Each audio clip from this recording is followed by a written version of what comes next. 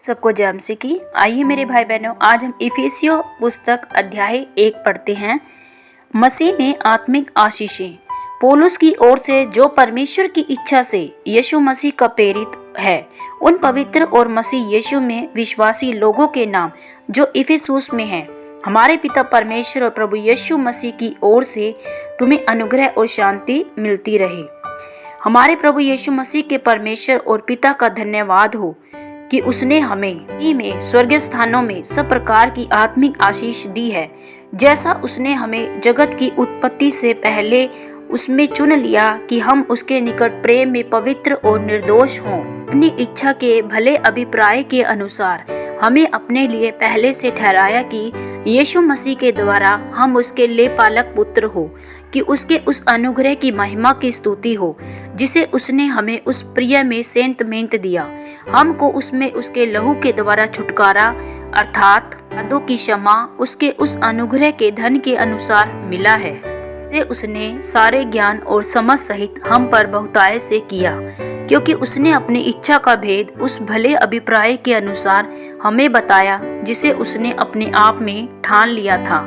कि समय के पूरे होने का ऐसा प्रबंध हो कि जो कुछ स्वर्ग में है और जो कुछ पृथ्वी पर है, सब कुछ वह मसीह में एकत्र करे, उसी में जिसमें हम भी उसी की मनसा से, जो अपनी इच्छा के मत के अनुसार सब कुछ करता है, पहले से ठहराए जाकर मिरास बने, जिन्होंने पहले से मसीह पर आशा रखी थी, महिमा की स्तुति के कारण हो। और उसी में तुम पर भी, जब तुमने सत्य का वचन सुना, जो तुम्हारे उद्धार का सुसमाचार है, और जिस पर तुमने विश्वास किया, प्रतिज्ञा किए हुए पवित्र आत्मा की छाप लगी, उसके मोल लिए हुए के छुटकारे के लिए हमारी मिरास का बयाना है कि उसकी महिमा की स्तुति हो। पौलुस की प्रार्थना। इस कारण मैं भी उस विश्वास का समाचार सुनकर, जो तुम लोगों में प्रभु यीशु पर है और सब पवित्र लोगों पर प्रकट है, तुम्हारे लिए धन्यवाद करना नहीं छोड़ता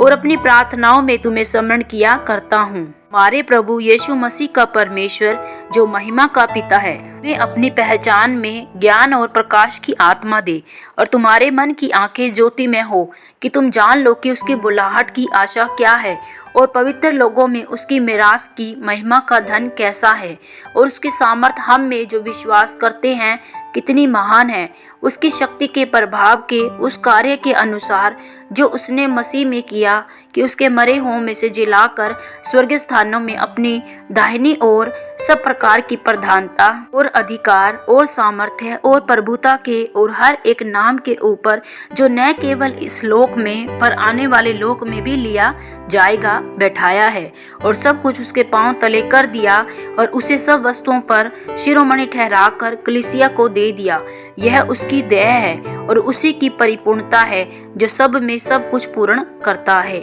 आमीन। प्रभु आप सबको इफिसियों पुस्तक सुने जाने पढ़े जाने पर बहुतायत से आशीष और बरकत दे। सबको जय मसीह।